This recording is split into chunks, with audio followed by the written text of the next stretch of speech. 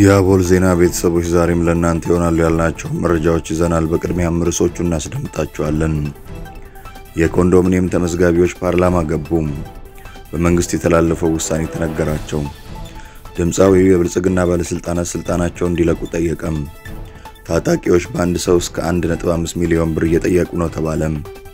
የአዲስ አበባ ወንጀለኛ ቡድን አባላት በፖሊስ ተያዙ። የነዳጅ ዋጋ ላይ ጭማሪ ተደረገም። ምስራቅ ኢትዮጵያ ጨለማ መልበሱ ተሰማም። እንዲሁም በአየር ጥቃት ስለተገደሉት ከፍተኛ ባለስልጣን እንነግራችኋለን። አብራችሁን ቆዩም።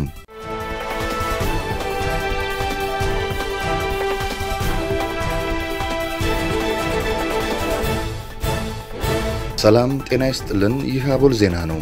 ክቡራን አድማጭ ተመልካቾቻችን ሰላማችሁ ይብዛ፣ ጤና፣ ፍቅር፣ ደስታ በእያንዳንዳችሁ ጎጆ ይግባ። ትኩሱን እፍታውን ለእናንተ ለተከበራችሁት ይዘን መጥተናል። ቻናላችንን ላይክ፣ ሼር እና ሰብስክራይብ በማድረግ አጣጥሙልን፣ ለወዳጅ ዘመድም አጋሩልን። እናመሰግናለን። የአዲስ አበባ ወንጀለኛ ቡድን አባላት በፖሊስ ተያዙ። በቡድን ሆነው የወንብድና ወንጀል ሲፈጽሙ የነበሩ ተጠርጣሪዎች በቁጥጥር ስር መዋላቸው ተገልጿል። በአዲስ አበባ ከተማ ለሚኩራ ክፍለ ከተማ ወረዳ 6 ልዩ ቦታው ሰሚት ለሚ ኢንዱስትሪ ፓርክ ተብሎ በሚጠራው አካባቢ በቡድን በመሆን የወንብድና ወንጀል ሲፈጽሙ የነበሩት ተጠርጣሪዎች ከነግብረ አበሮቻቸው በቁጥጥር ስር ውለው ክስ እንደተመሰረተባቸው የክፍለ ከተማ ፖሊስ መምሪያ አስታውቋል። በአካባቢው ላይ አሽከርካሪዎች ልምምድ የሚያደርጉበትና የተለያዩ ግለሰቦች የሚዝናኑበት መሆኑን ሲያጤኑ የቆዩት ተከሳሾቹም በሽጉጥ በማስፈራራት ጉዳት በማድረስና የያዙትን ንብረት በመቀማት ከአካባቢው ሲሰወሩ መቆየታቸውን ፖሊስ ገልጿል። ግለሰቦቹ እንደዚህ አይነት ወንጀሎች መፈጸማቸው ሪፖርት የደረሰው የአራብሳ አካባቢ ፖሊስ ጣቢያም ባደረገው ክትትል 4 ተጠርጣሪዎችን ለወንጀል መፈጸሚያ ከሚጠቀሙበት ሽጉጥ ጋር በቁጥጥር ስር መዋሉ ተገልጿል። በተጨማሪም የተሰረቁ ንብረቶችን በሰሌዳ ቁጥር ኮድ 3 5616 አዲስ አበባ በሆነ ሞተር ሳይክል እንዲሁም እየተንቀሳቀሱ የሚቀበሉ ተጨማሪ 2 ተጠርጣሪዎችን በቁጥጥር ስር በመዋል የምርመራ መዝገብ በማደራጀት በአቃቢ ሕግ በኩልም ክስ እንዲመሰረትባቸው መደረጉም ተመላክቷል። የተከሳሾቹ የክስ መዝገብ በፌደራል የመጀመሪያ ደረጃ ፍርድ ቤት ለሚኩራ ምድብ አንደኛ ወንጀል ችሎት ቀርቦ እየታየ ሲሆን በማረሚያ ቤት ሆነው ጉዳያቸውን እየተከታተሉ እንደሚገኝ ፖሊስ አስታውቋል። ወንጀሉ በተፈጸመበት አካባቢ ተጠርጣሪዎቹ የወንጀል ድርጊቱን ሲፈጽሙ አንዳንድ ሰዎች ቆመው ሲመለከቱ እንደነበረ ያስታወሰው ፖሊስ ህብረተሰቡ ወንጀል እየተፈጸመ እያየ ለፖሊስ መረጃ ለመስጠቱ ወይም እየተፈጸመ ያለን ወንጀል እንዲቋረጥ አለማድረግ በህግ ተጠያቂ ሊያደርገው እንደሚችል በመገንዘብ ተገቢውን ትብብር ማድረግ እንደሚገባው አሳስቧል። ድምጻዊው የብልጽግና ባለስልጣናት ስልጣናቸውን እንዲለቁ ጠየቀም።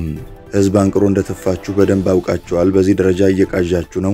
ህዝብ አልፈልግም ብሏል። መውረድ ነው ያለባችሁ። ህዝቡ ልማት ይፈልጋል፣ መለወጥ ይፈልጋል። ህዝቡ መስራት፣ መጠጣት፣ መብላት ይፈልጋል። አሁን ስፍራውን ለሚገባው ብታስረክቡ መልካም ይመስለኛል።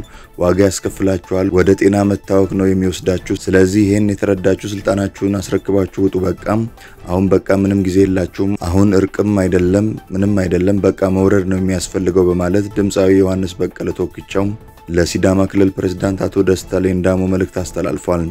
ፕሬዝዳንቱ አቶ ደስታ ሌዳሞ ሰሞኑን በሰጡት መግለጫ ድምጻዊ ተኩቻው ሲዳማን ያውቃል ብዬ አላስብም።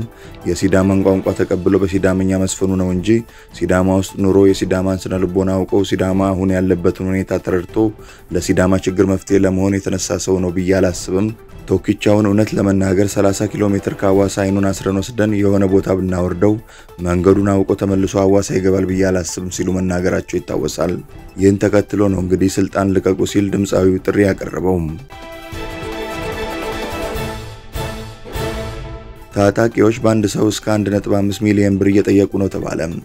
ከአራት ቀን በፊት በኦሮሚያ ክልል ሰሜን ሸዋ ዞን በፊቼና ጓጽዮን ከተሞች መሃል የታገቱትን 58 ዜጎች ለመልቀቅ ታጣቂዎች ከፍተኛ ገንዘብ እየጠየቁ እንደሆነ ታውቋል። በአውቶቡስ ሲጓዙ አሊዶሮ ተብሎ የሚጠራው ስፍራ ላይ ከታገቱ ዜጎች መካከል ህፃናትና እድሜያቸው የገፋ አዛውንት እንደሚገኙበት ምንጮች ለመሰረት ሚዲያ ጠቁመዋል። መጋቢት 8 ቀን የተፈጸመው ይህ እገታ በመንግስት ሚዲያዎችም ሆነ በባለስልጣናት ምንም ቃል ያልተተነፈሰበት መሆኑ እጅጉን እንዳሳዘናቸው የታጋች ቤተሰቦች ገልጸው አሁን ላይ የቻሉትን ለመሰብሰብ በየቤቱ እየዞሩ እየለመኑ እንዲሁም በሶሻል ሚዲያ ለህዝብ እርዳታ ጥሪ ያቀረቡ መሆኑን ጠቁመዋል። በዚህ መስመር ከዚህ በተደጋጋሚ እገታዎች የሚፈጸሙ ሲሆን በአካባቢው የኦሮሞ ነጻነት ሰራዊት አባላት በስፋት እንደሚንቀሳቀሱበት ይታወቃል። ተስፋችን ገንዘቡን ተበድረንም ሆነ ለምነን መክፈል ነው። ልጆቻችንን የሚያድንልን አካል አለ ብለን አናምንም ያሉ አንድ ወላጅ ወጣት ልጃቸው ዕቃ ለማምጣት አዲስ አበባ ሄዳ ስትመለስ እንደታገተች በእንባ ታጥበው ለሚዲያችን አስረድተዋል። የኮንዶሚኒየም ተመዝጋቢዎች ፓርላማ ገቡም። በመንግስት የተላለፈው ውሳኔ ተነገራቸው። ባሳለፍነው ሳምንት በ1997 ዓ.ም የኮንዶሚኒየም ቤት ለማግኘት የተመዘገቡ ቤት ጠባቂዎች ተሰብስበው ጥያቄ እንዲያቀርቡ አስቸኳይ ጥሪ መቅረቡ ይታወሳል። በተለያዩ ጊዜያት ተሰብስበው የተለያዩ ቢሮዎችን በር ያንኳኩትና ኃላፊዎችን የጠየቁት የኮንዶሚኒየም ተመዝጋቢዎች ሴቶች ብቻ የተሳተፉበት ጥያቄ ለማቅረብ የህዝብ ተወካዮች ምክር ቤት መሄዳቸው ተገልጿል።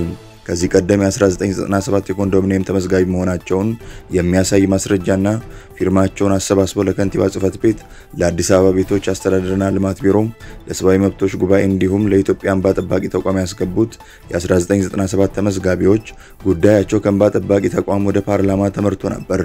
ተመዝጋቢዎቹ ከዛሬ ነገ ምላሽ እናገኛለን ብሎ ቢጠብቁም መልስ በማጣታቸው እንባ ጠባቂ ተቋሙ ፓርላማ ሄደው እንዲጠይቁ እንደነገሯቸውም ዘግበን ነበር። ሴት ተመዝጋቢዎች ብቻ ተሰብስበው ባሳለፍነው አርብ መጋቢት 12 ቀን 2017 ዓ.ም ወደ ህዝብ ተወካዮች ምክር ቤት ማቅናታቸውንም ገልጸዋል።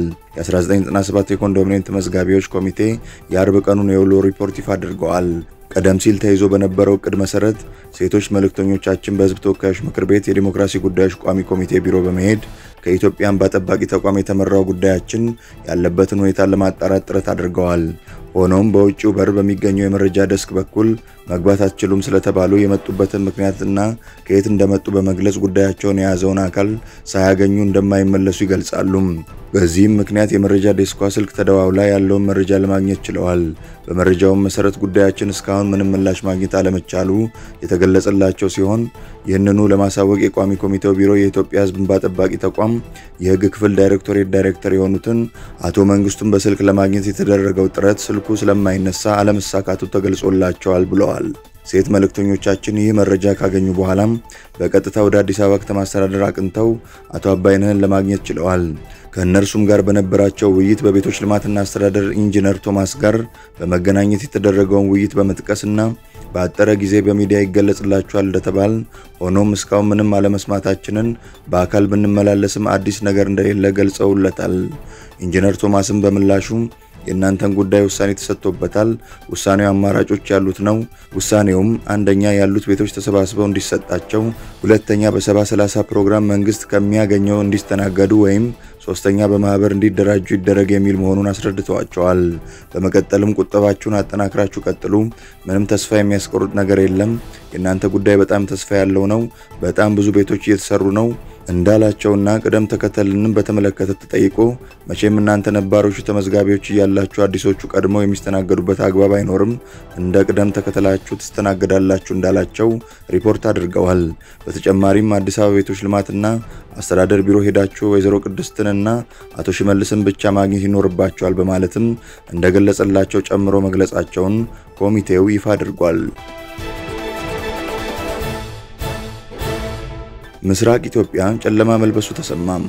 በድሬዳዋ ሐረርና ጅጅጋን ጨምሮ በምስራቅ ኢትዮጵያ በሚገኙ ከተሞች ኃይል ከተቋረጠ 5 ቀን እንዳለፋቸው ተገልጿል።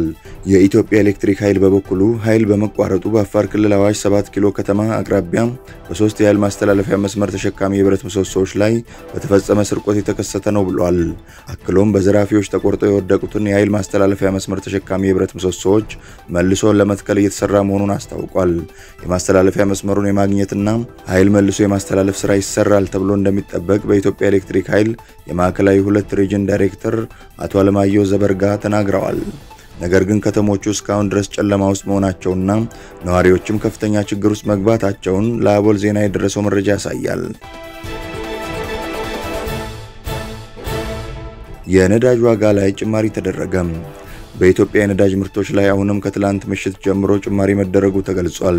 የንግድና ቀጠናዊ ትስስር ሚኒስትር ካሳሁን ጎፌ ባለሚ ፊርማ የወጣው ደብዳቤ የዓለም የነዳጅ ዋጋን መነሻ በማድረግ ከመጋቢት 14 ቀን 2017 ዓ.ም ከምሽቱ 12 ሰዓት ጀምሮ በስራ ላይ የሚቆይ የነዳጅ የችርቻሮ መሸጫ ዋጋ መጨመሩን ይገልጻል። በዚህም መሰረት ቤንዚን በሊትር 112 ብር ከ67 ሳንቲም፣ ኬሮሲን በሊትር 107 ብር ከ93 ሳንቲም፣ ነጭ ናፍጣ በሊትር 107 ብር ከ93 ሳንቲም፣ ቀላል ጥቁር ናፍጣ በሊትር 109 ብር 22 ሳንቲም፣ ከባድ ጥቁር ናፍጣ በሊትር 106 ብር ከ75 ሳንቲም፣ የአውሮፕላን ነዳጅ በሊትር 113 ብር ሆኗል። የነዳጅ ዋጋ ጭማሪን ተከትሎ የፍጆታ ዕቃዎች ላይ ግሽበት ሊያመጣ እንደሚችል ይጠበቃል። በአየር ጥቃት ከፍተኛ ባለስልጣን ተገደሉ። በደቡባዊ ጋዛ ካን ዩኒስ እስራኤል ባደረሰችው የአየር ጥቃት የሐማስ ከፍተኛ የፖለቲካ መሪ ሳላህ አልባርዳዌል መገደላቸውን የሐማስ ባለስልጣናት ተናግረዋል። በአየር ጥቃቱ የቡድኑ ፖለቲካ ቢሮ አባል የሆኑት ባልዳዌል እና ባለቤታቸው ሞታቸው ተገልጿል። በጉዳዩ ላይ ከእስራኤል ባለስልጣናት የተሰጠ ምላሽ የለም። የተኩስ አቁም ስምምነቱ ወደ ሁለተኛ ምዕራፍ ሳይሸጋገር መቅረቱን ተከትሎ እስራኤል በጋዛ ጥቃቷን አጠናክራ ቀጥላለች። ሐማስ በበኩሉ እስራኤል በኳታር በግብጽ እና በአሜሪካ የተፈረሙትን የተኩስ አቁም ስምምነት ጥሳለች ሲል ክስ አቅርቧል። በተጨማሪም የእስራኤል ጦር በደቡባዊ ሊባኖስ የሮኬት ጥቃት በመፈጸሙ በትንሹ 7 ሰዎች ሕይወታቸው ያለፈ ሲሆን ይህም ከሄዝቦላ ጋር ከ4 ወራት በፊት የተደረሰውን የተኩስ አቁም ስምምነት አደጋ ላይ የሚጥል ነው ተብሏል። የጋዛ የጤና ጥበቃ ሚኒስቴር ባለፉት 24 ሰዓታት ብቻ 32 ፍልስጤማውያን በተለያዩ የጋዛ ሰርጥ አካባቢዎች ሕይወታቸው ማለፉን አስታውቋል ሲል ቢቢሲ ዘግቧል። ክቡራን አድማጭ ተመልካቾቻችን ስለተከታተላችሁ እናመሰግናለን። የደወል ምልክቷን በመጫን አቦላችንን በትኩሱና በፍታው ሁል ጊዜ እንዲደርሳችሁ አድርጉም። ለወዳጆቻችሁም በፍቅርና በቅንነት አጋሩ። ጡም ቡናችንን አቦል ግብዣችንን ይዘን ወደ በኋላ እንመለሳለን። በቸር ያቆየን።